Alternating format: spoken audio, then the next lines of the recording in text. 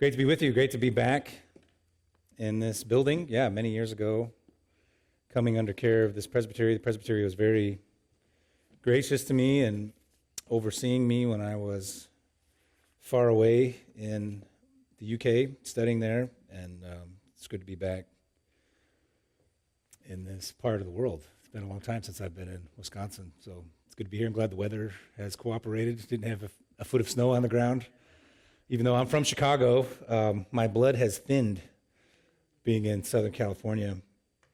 Our church just had our 30th anniversary. I know you had your 50th recently, last year, I think. And we had our 30th anniversary last weekend. And last Friday, we had a celebration, and we sang A Mighty Fortress. And I encouraged our people to sing loud enough to wake up the Pope in the Vatican from his slumber. And we'll hear a little bit about the abuses of the Pope in the 16th century.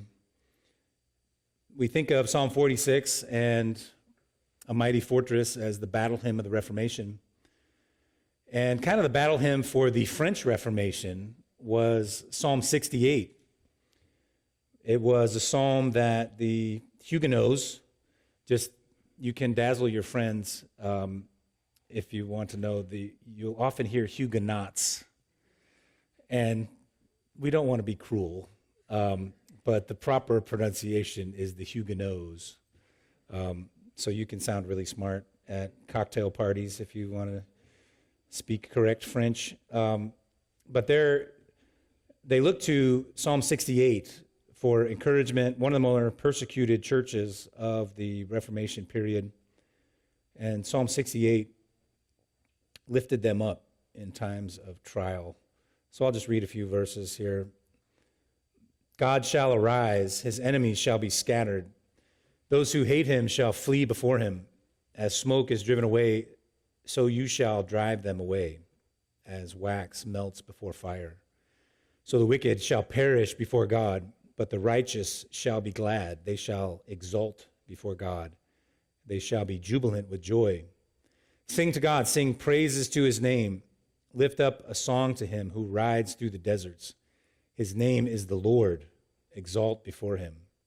Father of the fatherless and protector of widows is God in his holy habitation. God settles the solitary in a home. He leads out the prisoners to prosperity, but the rebellious dwell in a parched land. O God, when you went out before your people, when you marched through the wilderness, the earth quaked, the heavens poured down rain. Before God, the one of Sinai, before God, the God of Israel.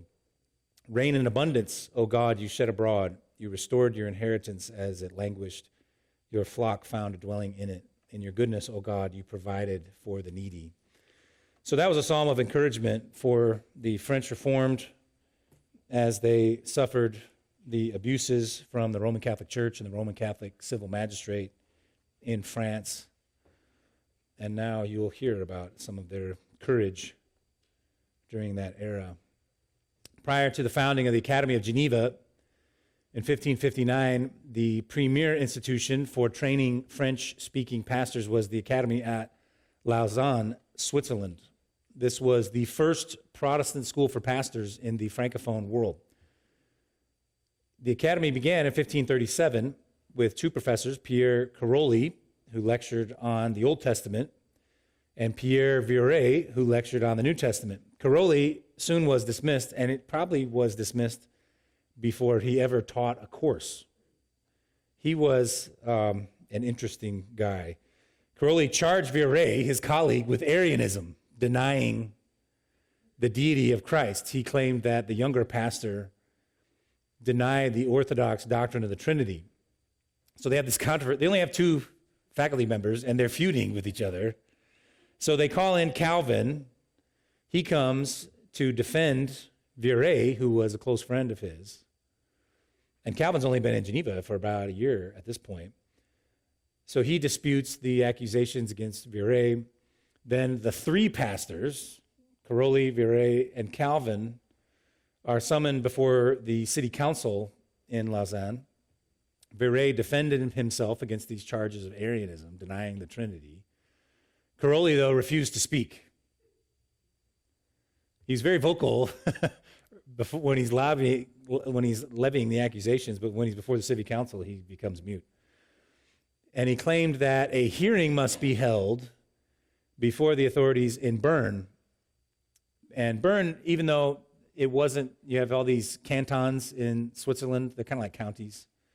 And Bern was the most powerful canton in the 16th century. So even though Lausanne was not part of the Bernese territory, everybody kind of looked to Bern as the arbiter of disputes. And you see this even with Calvin when he's trying to get Bern as defenders, protectors of Geneva. They were kind of the big man in the Protestant circles of Switzerland. So Caroli appeals to Bern to adjudicate the matters. And then not only has he accused Viret of Arianism while they're before the city council in Lausanne, he accuses Calvin of Arianism as well. You too are an Arian. So the three pastors appear before the Bernese council in February of 1537. Caroli presented his charges against Viret and Calvin. Then they presented a defense. And Viret and Calvin were so convincing in their defense that Caroli actually rescinded his claims. I'm going to rethink this. Maybe they're not Arian. He knew he was defeated. But he was undeterred in that he charged several other pastors who weren't present with Arianism, including William Farel, who was Calvin's colleague in Geneva. So he rescinds his charges against Viret and Calvin, but he says, but all these other guys are guilty, who aren't present, by the way. All these other guys are guilty of Arianism. So then Calvin requests a synod to address these accusations by Caroli. And the synod was held in May in Lausanne in 1537, and more than 100 pastors are in attendance. And Viret opened by defending his position on the Trinity. Then Calvin spoke and addressed the accusations by Caroli and presented his own doctrine of the Trinity. And they were so convincing, Viret and Calvin, that the synod found the two pastors innocent of heresy, and they found them orthodox on the doctrine of the Trinity. And the synod then declared Caroli guilty of slander, and they banished him from the territory. He ended up reconverting to Roman Catholicism and had a very sad ending to his career in life. But after Caroli's unexpected departure there at Lausanne Academy, Viret was left alone as the only faculty member. But soon they added professors of Greek and Hebrew, and the academy began to take shape under Viret's leadership. And one 19th century Swiss historian said, Viret was the soul of the Lausanne Academy and the church of the Pays de Vaud, which was the canton Lausanne is in. So that's 1537 it starts. Theodore Beza, who later would become Calvin's right-hand man, arrived at the academy in 1549. He stayed there until he moved to Geneva to start the academy there in 1559. And thousands of students passed through the academy of Lausanne, including Zacharias Ursinus and Caspar Livianus, who were the authors of the Heidelberg Catechism, as well as Guido de Bray, who was the author of the Belgic Confession. And lesser known than these authors of major Reformed confessional documents were 5 young men from France who traveled to Lausanne to study in the early 1550s. So you might be wondering, why am I talking about this academy in Switzerland when we're talking about the French Reformation? Well, it's because many French young men traveled to Lausanne to study for the ministry. So these 5 young men from France come there in the early 1550s, and one 16th century historian said that they came that we might serve to the honor and glory of God and to communicate the modest talent which God has bestowed upon each of us, in particular to his own people, to endeavor to bring them to the same knowledge that we have received of his Son, Jesus Christ, and also to all those whom our good God might be pleased to call by our means to the faith and knowledge of his truth. And then in 1552, the 5 men prepared to return to France to preach the gospel there. And they traveled together as far as Lyon in France, and then they were going to split off to their various destinations. So they leave Geneva, and they encounter a man also traveling to Lyon. And in this days, in the 16th century, you're walking, traveling, you see a guy on the road, you strike up a conversation. It's not like traveling on a freeway by car. So you're going to Lyon? Oh, why don't you travel with us? So they're talking, nothing to do on the road as you're traveling. So they strike up a conversation with this guy. He travels with them, and he invites them, hey, when we get to Lyon, why don't you come to my house for dinner? Seems like a nice invitation. So they enter the city in April of 1552. They find lodging at an inn, and then they make their way to this man's house for dinner. And as they sit down at the table, a group of armed men burst into the room, and they're arrested for heresy. The man on the road betrayed them to the Roman Catholic civil magistrate. So the 5 men were placed in separate cells in prison, and they were interrogated regarding their beliefs. And despite this intense questioning, they all 5 responded in the same manner. I shall persevere in the statement already given, and shall live and die in what I have confessed. Then, about 2 weeks later, a judge condemned them as heretics. News of the decision reached Bern. Again, this is the major civil magistrate of the Protestant territories of Switzerland. So Bern did, to initiate diplomatic talks with Lyon to try to save these young men. And they were imprisoned for 12 months. During this time, Viret and Calvin sent many letters of encouragement to these men. One letter, Viret said, "The Lord does what he will with you and what pleases him. If he desires to be glorified in your life, he is quite powerful enough to preserve it despite all your enemies. If he desires to be glorified by your death shall not be death, but true life. And the Lord whom you serve shall give you the power, strength, and consolation required for such a combat and assault. If it please him that you die, your death shall be testimony to the church of God of the steadfastness and victory of your faith." And despite these efforts by the Protestants in Switzerland for over a year, on May 16, 1553, all 5 men were burned at the stake in Lyon. And as the flames grew higher and higher, witnesses heard the men shouting to each other, "Courage, brothers, courage." And this story of what became known as the 5 student martyrs offers insight into the French Reformed Church, the church under the cross. Every French Reformed pastor knew that there was a high likelihood that he too would become a martyr. But that did not deter them from remaining faithful in ministry and proclaiming the true gospel despite constant threats from the Roman Catholic civil magistrate. So let's take now a trip back to the beginning of this church under the cross. The beginnings of the Protestant Reformation in France is not as straightforward as it was in England or Scotland or Germany. There's no anniversary date to celebrate, like the 31st of October, 1517. There's no father figure like Martin Luther or John Knox. And we don't really know exactly when the French Reformation began or who initiated it. There were rumblings in the 1520s that certain members of the theology faculty of the University of Paris were becoming Protestant. So in January of 1525, there was a complaint that many of the teachers are said to be Lutherans and to favor the hated sect and to reveal the secrets of the faculty. So early on, Catholics just referred to all non-Roman Catholics as Lutherans. If you're not one of us, well, you must be a Lutheran. And that title of Lutheran even predates Protestant and certainly predates Huguenot. But the intensity picked up in the 1530s. In November of 1533, Nicholas Kopp, who was rector at University of Paris, delivered an address that aroused suspicion of the civil magistrate. In this speech, Kopp basically preached a sermon on the Beatitudes of the Sermon on the Mount. And he criticized what he called the un-Catholic theology of the University of Paris. And for that, he was branded a heretic. And he knew what the result of that would be. They came to arrest him. He'd already fled. And some people think that John Calvin, who was a friend of Kopp, actually wrote this address. We don't know for certain. He certainly influenced it. Either way, whether he wrote it or just influenced, Calvin was guilty by association. The civil magistrate knew that Calvin and Cop were closely related, so they came after Calvin as well.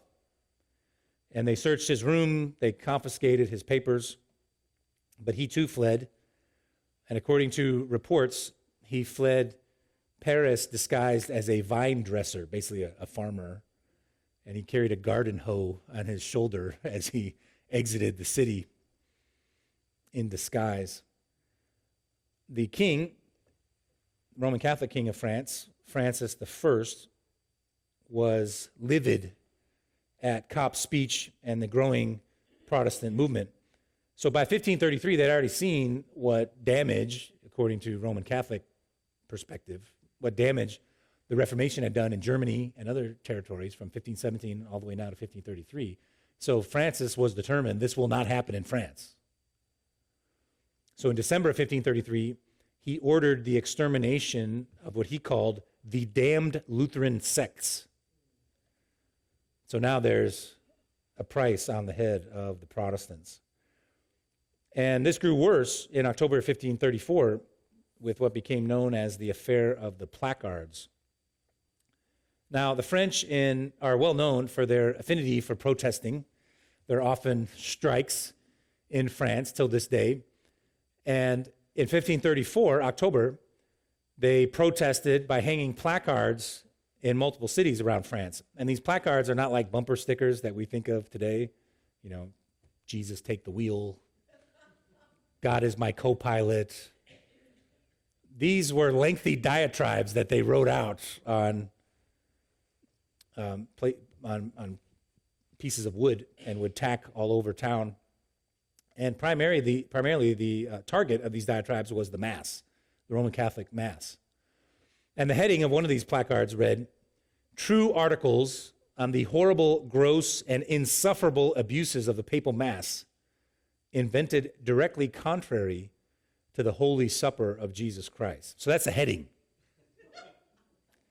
Then under that, it says, "I invoke heaven and earth as witnesses to the truth against this pompous and arrogant popish Mass, by which the whole world will be completely ruined, cast down, lost, and desolated. And because our Lord is so outrageously blasphemed, and the people seduced and blindsided by it, it can no longer be allowed to endure." That doesn't quite fit on a bumper sticker. It takes time to read this diatribe. Then one placard said, "By this Mass, the poor people are like ewes or miserable sheep, kept and maintained by these bewitching wolves." They're talking about the priests. Wolves. "Then eaten, gnawed, and devoured. Is there anyone who would not say or think that this is larceny and debauchery?" So they really had a way with words with these placards they placed around the cities of France. They pulled no punches in their attack on the Eucharist and the priest who administered it. Wolves. Theodore Beza, again, Calvin's right-hand man, actually opposed the affair of the placards when he wrote a history of the French Reformed.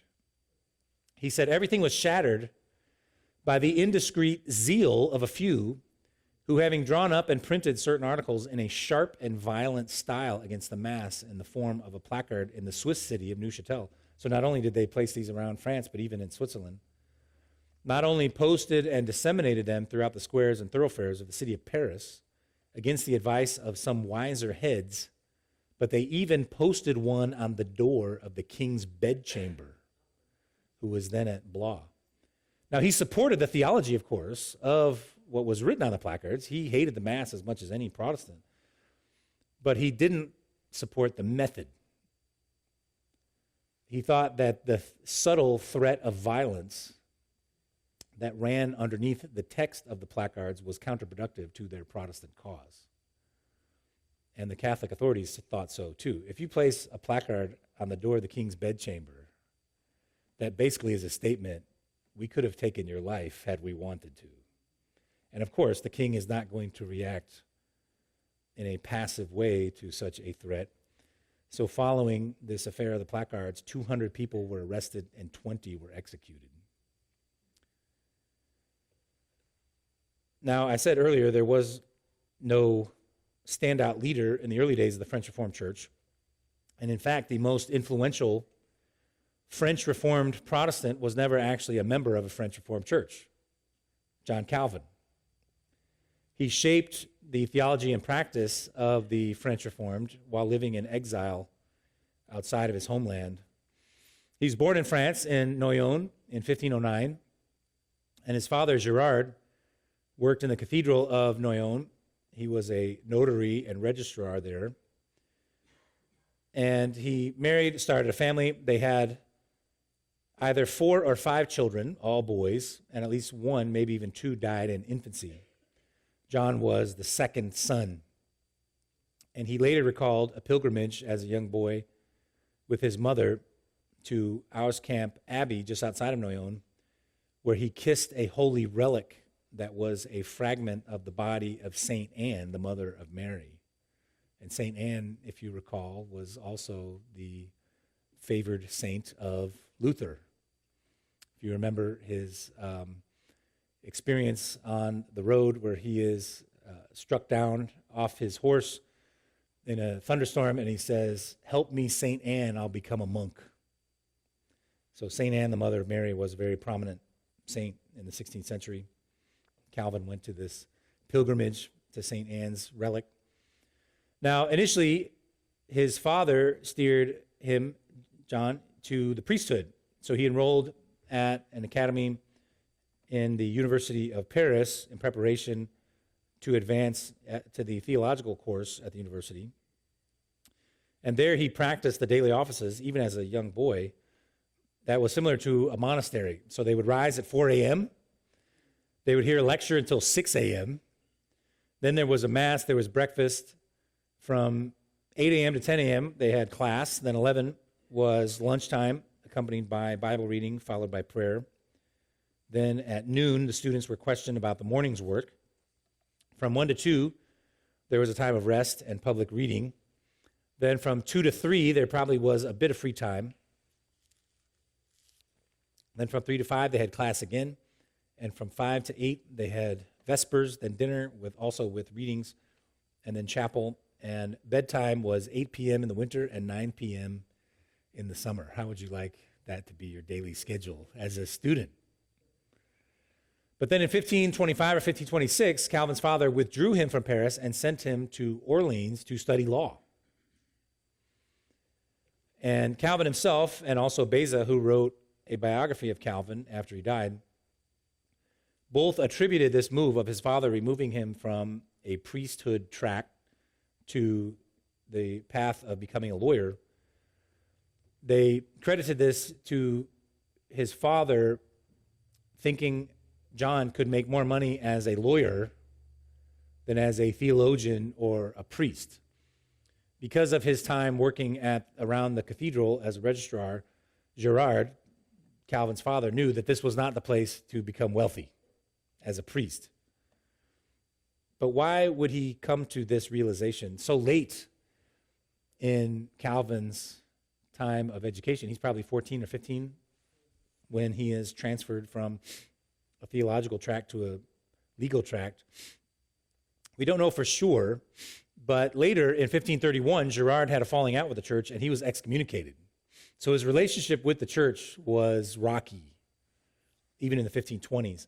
And then Calvin's older brother, Charles, also was excommunicated later. So the family seemed to be losing their affection for the church, the Catholic Church in the 1520s, early 1530s. And that could be the reason why Girard moved young John from theology to law. Well, he attained his bachelor's degree at Orleans. He moved to Bourges to receive his licentiate in laws. This was the end point of a law student's career. And at this point, he had a solid education in basically the humanities, philosophy, grammar, logic, rhetoric, law, theology, even Greek. So he's prepared to become a lawyer now.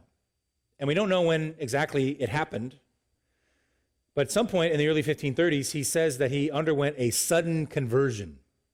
The difficulty with Calvin in all his writings is he rarely talks about himself. Luther tells you probably more than you want to know, including his bowel movements and things like that. Calvin tells you nothing. Who is this guy? We don't know. We have very little insight into his personality. That's why I always say, I'm Reformed, of course. Calvin is obviously one of our heroes, but I think if I were exiled to a deserted island, I'd probably rather go there with Luther than with Calvin. Luther would be more fun. Calvin is so razor precise. I think Luther would be a better person to hang out with. So he talks about the Southern conversion. The only time he really talks about it is in his introduction to his commentary on the Psalms. He says, "First, since I was too obstinately devoted to the superstitions of popery to be easily extricated from so profound an abyss of mire, God, by a sudden or unexpected conversion, subdued and brought my mind to a teachable frame, which was more hardened in such matters that might have been expected from one time at my early period of life. Having thus received some taste and knowledge of true godliness, I was immediately inflamed with so intense a desire." So whenever that was, sometime in the early 1530s, he now becomes Protestant. So after he flees after Kopp's address and the affair of the placards, he travels to Basel, which was a free city, not under the authority of the French king.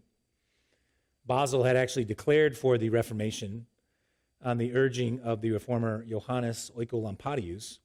Nicholas Kopp, his friend, was already living in Basel. Many other Protestants were there, including William Farel. Farel, you recall, was the pastor in Geneva as Calvin's passing through. He convinces Calvin to stay in Geneva and to take up the work of Reformation there. So he settles in Basel, and then he begins his work on the Institutes of the Christian Religion.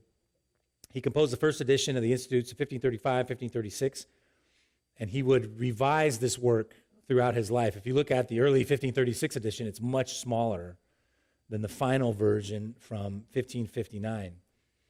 And he gives his purpose in the full title of the Institutes: the basic teaching of the Christian religion, comprising almost the whole sum of godliness and whatever is necessary to know on the doctrine of salvation. A newly published work, very well worth reading by all who are studious of godliness. A preface to the most Christian king of France, offering to him this book as a confession of faith by the author, John Calvin of Noyon.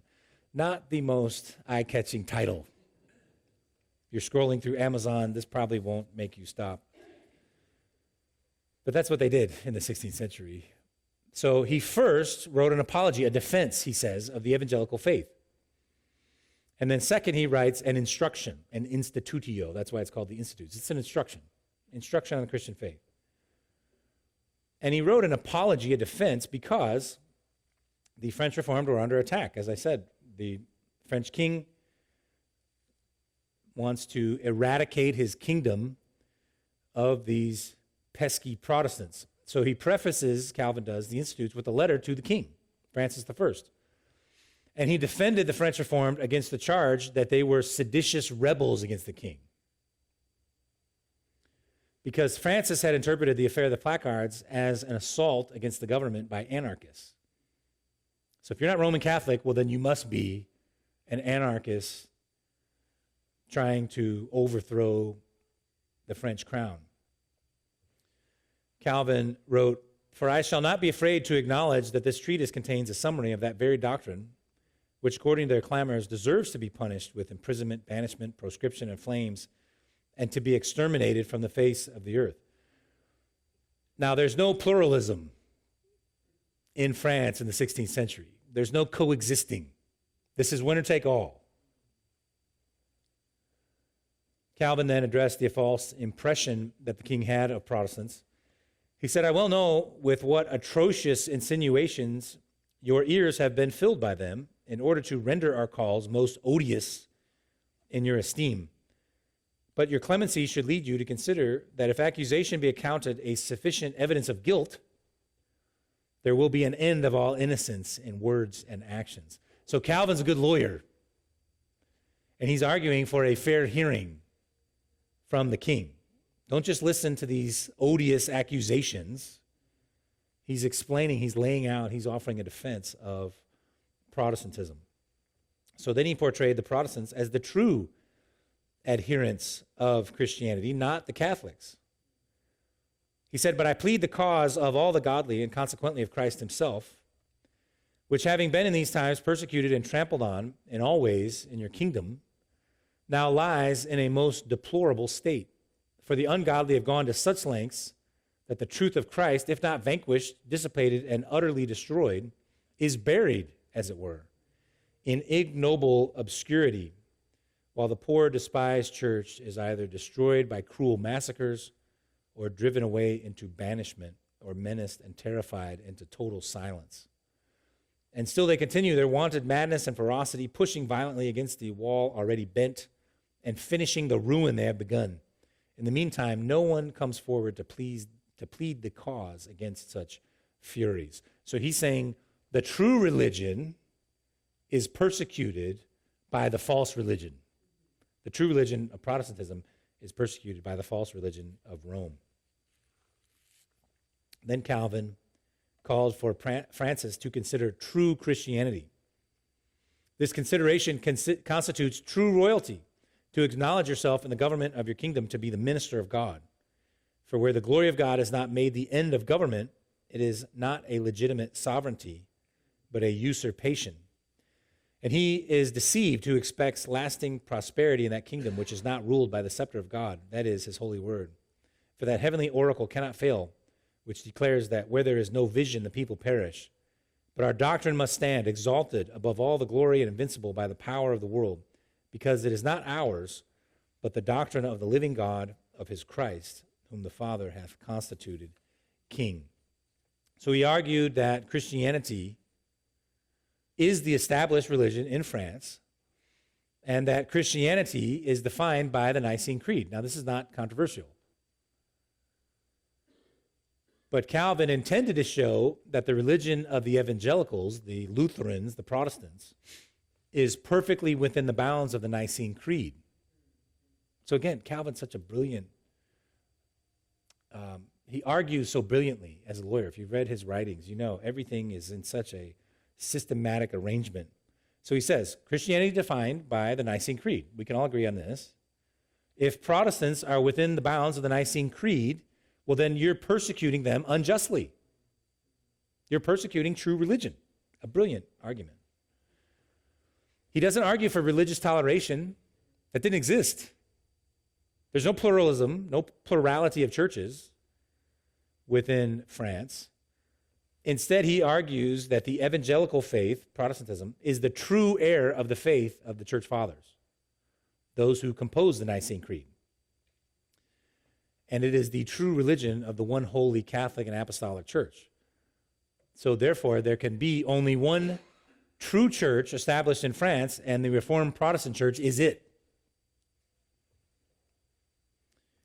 Now, he argued that the newness of the Reformed faith, which was a major objection from the opponents, the Reformed faith actually wasn't new at all. So this was the charge of the Catholics.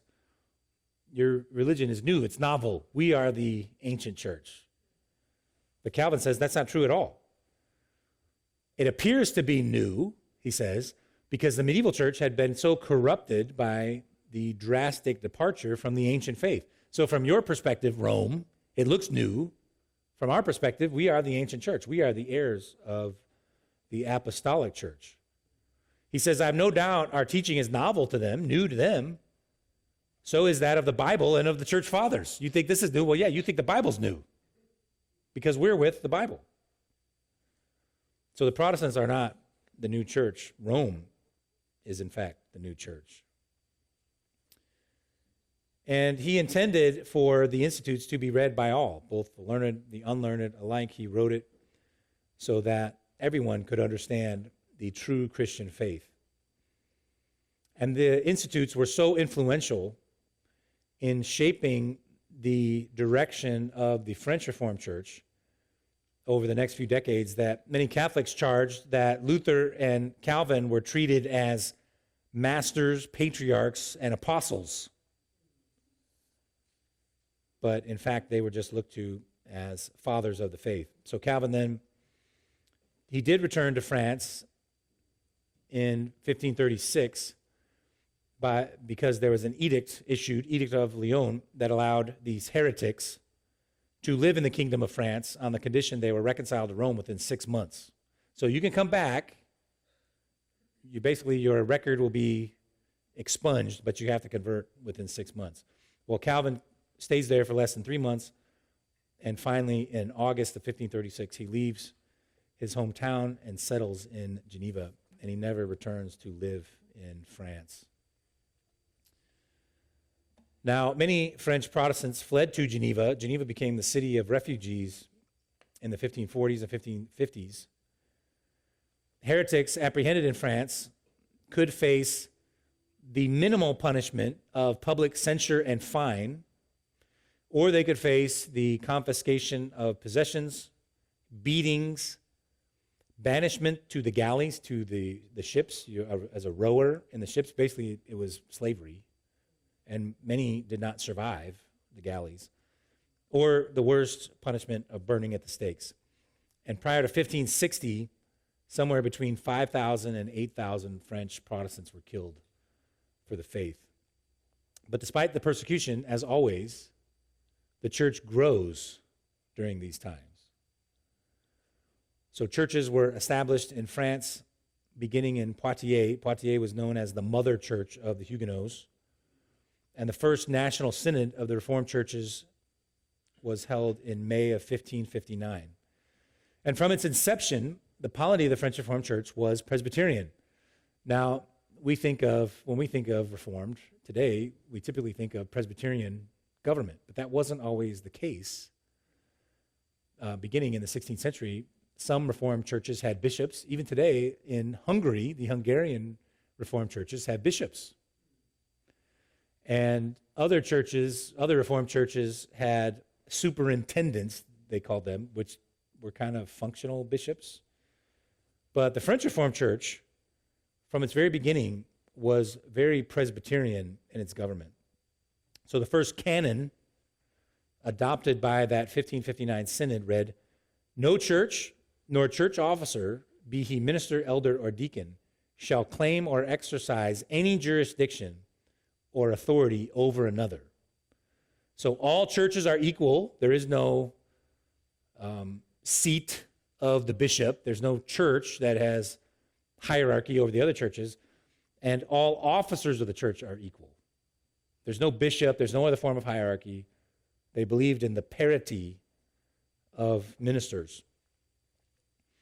And that first synod, 1559, adopted the French Confession of Faith, sometimes called the Gallican Confession. Gaul was the Roman name for France, so sometimes you'll see the Gallican Confession, 1559. That is the confessional standard. It's a very good confession of faith. If you take a look at it, you can find it online. Very similar to the Belgian Confession. Guido de Bray actually, it seemed that he had the French Confession before him as he wrote the Belgian Confession. Much of it is word for word from the French Confession. Now, some people think Calvin actually wrote the French Confession. He probably didn't write it, but he certainly influenced it, so it's definitely influenced by Calvin. So 1559, the first synod of the French Reformed churches, but they really begin in the 1540s, 1550s, and the need for ministers arises as the church grows. So between 1555 and 1562, Geneva sent 88 ministers to France, and that seems like maybe a high number to us, but that number was far fewer than what was needed. Calvin said that the people of France wanted ministers with a desire as great as the sacraments are coveted among papists. So we need ministers like the papists want the Eucharist. So they established the Academy in Geneva in 1559 to train pastors to go back to France, along with the school in Lausanne, the Academy in Lausanne. And the Academy in Geneva became known as the School of Death because so many of the graduates who returned to France were martyred. So as I said earlier, if you traveled from France to Geneva, to Lausanne, to study for the ministry, and then returned to France, there was a very high likelihood you would not survive as a minister. And yet, despite that, men flooded to Switzerland, to these academies, to become trained for ministry and return to France.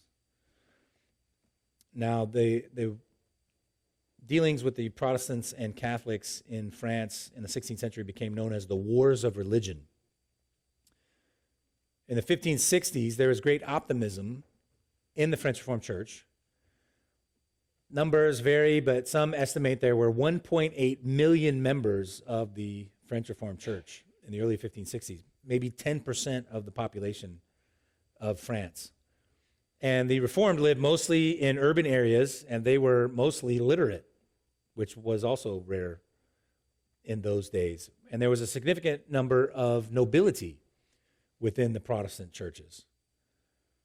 And the French Reformed took over many cities and towns throughout France, either through military conquest or through conversion of the civil magistrate. So in many places, it was sort of a top-down Reformation. The leaders of the civil magistrate are converted, so then they declare for the Reformation. Now their city, their territory becomes Protestant. One Huguenot nobleman wrote in 1562, "We have, thanks to God, churches in nearly all the cities of the realm, and soon there will be scarcely a place where one has not been established." So they're very optimistic in the early 1560s, but that optimism soon ends when the wars of religion kick off in 1562 with the massacre at Vassy. A Catholic duke was passing through Vassy on his way to Paris. He heard church bells ringing. And he knows it's at a time when there is no mass being celebrated. So if it's church bells, it must be Protestants. He sends his men to investigate. They break up this Protestant worship service. There's some resistance by the Protestants, and the Catholic troops slaughter dozens, maybe even hundreds of the Protestant worshipers. And this launches the French Wars of Religion. They were a series of civil wars between Catholics and Protestants. And there were 3 of these wars in the 1560s alone. Now, when we say these wars of religion, it's a period of intense action that lasts no longer than a year or two. So it's kind of a series of skirmishes, and then there's kind of a Cold War period, and then it lights up again, and this happens all the way until the 1620s. The Wars of Religion. So in the 1560s, this ramps up, and then there's a call for peace in August of 1572, when Catholic and Protestant nobility assemble in Paris for the wedding of the Protestant Henry Bourbon, who's the king of Navarre. Navarre is a small territory in the south of France. So the Protestant king of Navarre and the Catholic Margaret of Valois, who's the sister of the king of France, Charles IX. So as you do in the 16th century to promote peace, you unite in marriage the 2 factions, and then theoretically peace will break out. That was the goal, at least. Well, Margaret is the daughter of Henry II of France, who died in 1559, and Catherine de' Medici. Now, Catherine de' Medici is the queen mother. The Medici family, you might know from Florence. They were the powerful ruling family in Florence. Again, marriage treaties. So the Medici bride is married to the French king. Peace results. So she's the Medici of the Medici family, the current queen mother, the daughter, the mother of the bride. But she's not interested in peace, the queen mother. She'd been plotting for years to eliminate the Protestant leadership and to end Protestantism in France. The Venetian ambassador wrote in 1560 that King Francis II, who was Catherine's son, who died in prior to Charles IX, that he wanted to fall upon the Protestant leaders, punish them without mercy, and thus extinguish the conflagration. So her older son wanted to wipe out Protestantism. So the target would be Admiral de Coligny, who was the leader of the Protestant army during the Wars of Religion. And Coligny actually had become an advisor to King Charles IX after they had made a peace treaty in 1570. And Coligny was encouraging the king to go to war with Spain in the Netherlands. So Spain actually is occupying the Netherlands at this time, the Catholic Spain over Protestant Netherlands. So the Protestant admiral is encouraging the French king, the Catholic French king, to unite with the Netherlands against Spain. And this would, of course, advance Protestantism in France and the Netherlands, but it would hurt Catholicism. So that's why they want to take him out. So they're religious motives, but they're also political motives. Everything, 16th century politics and religion are very closely intertwined. It's hard to see where one ends and the other begins.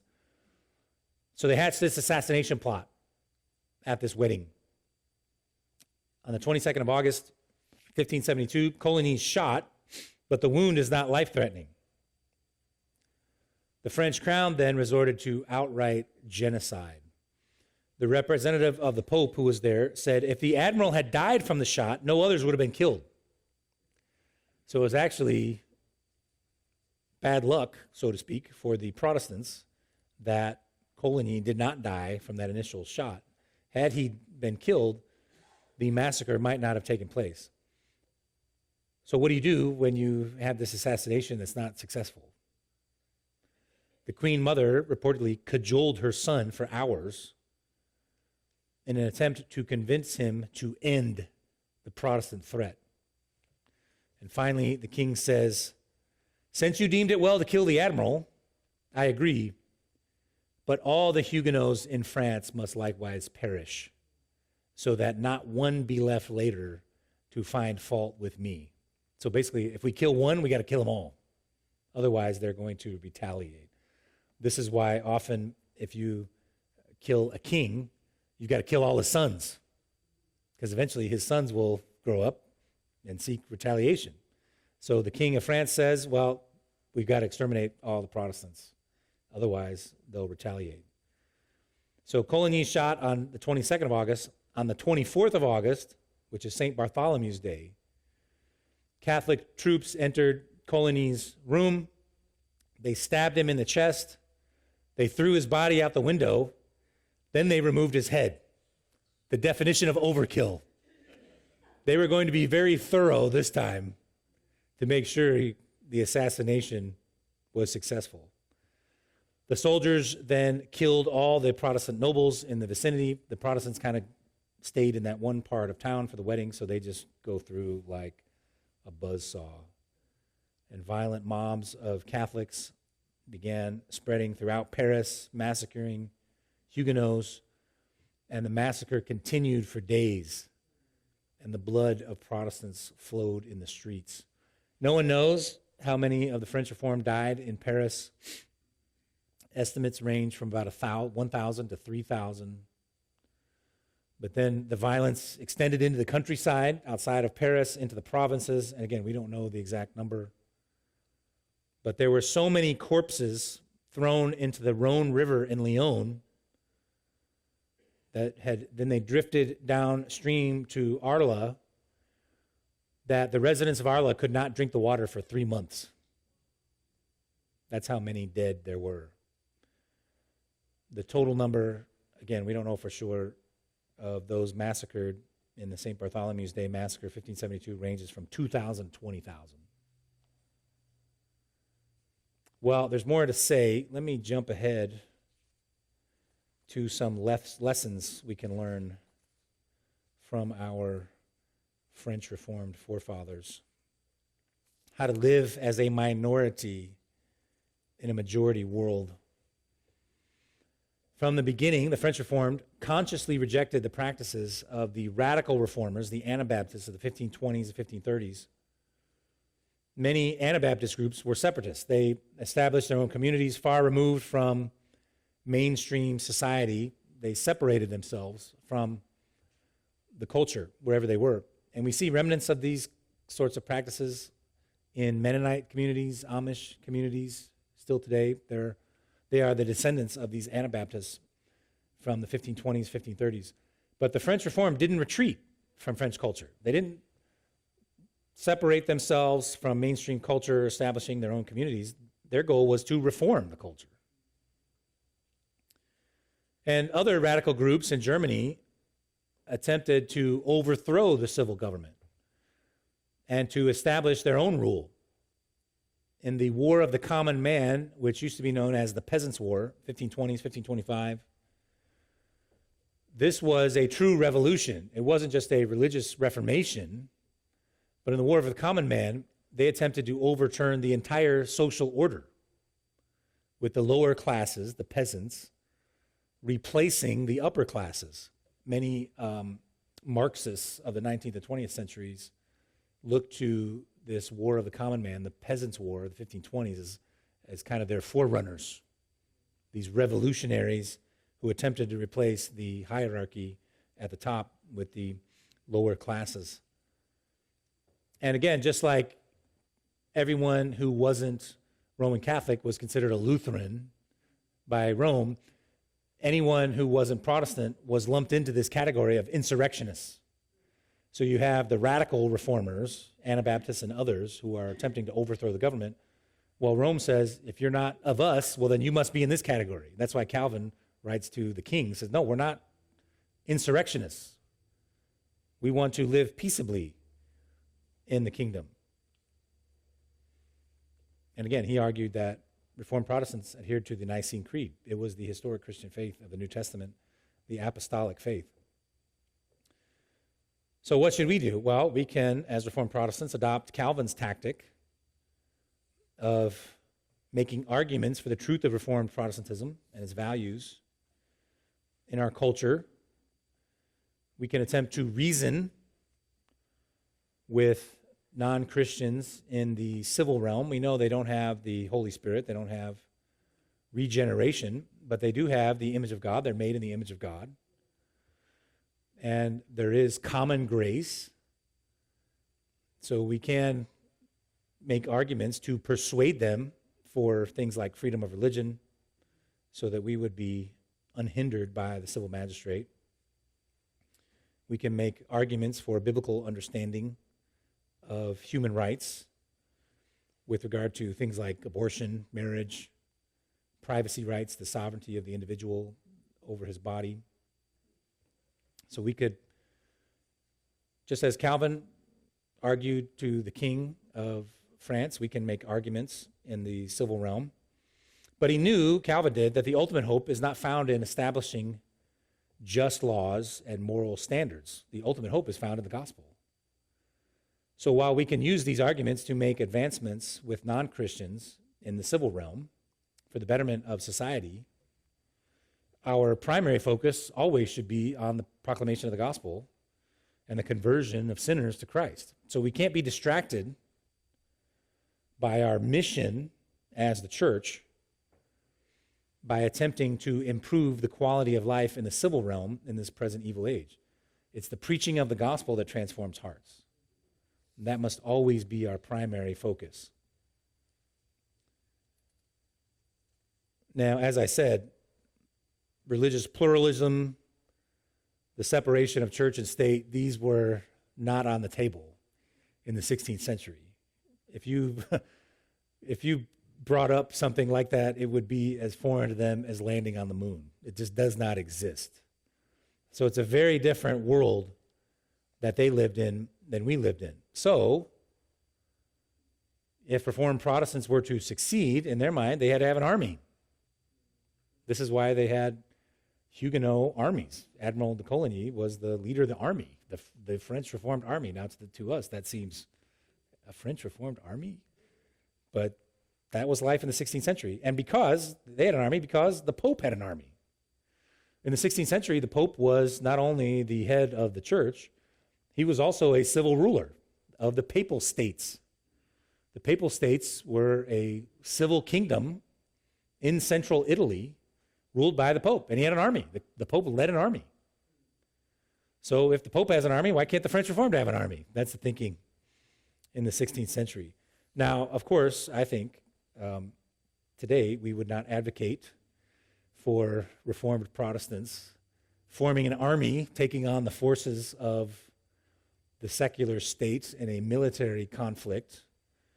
And this is where I would disagree with those Christian nationalists who are talking of, sounds like they're talking of things like this, because if you win the culture war, as the Christian nationalists are claiming, and if they found themselves actually in charge of the state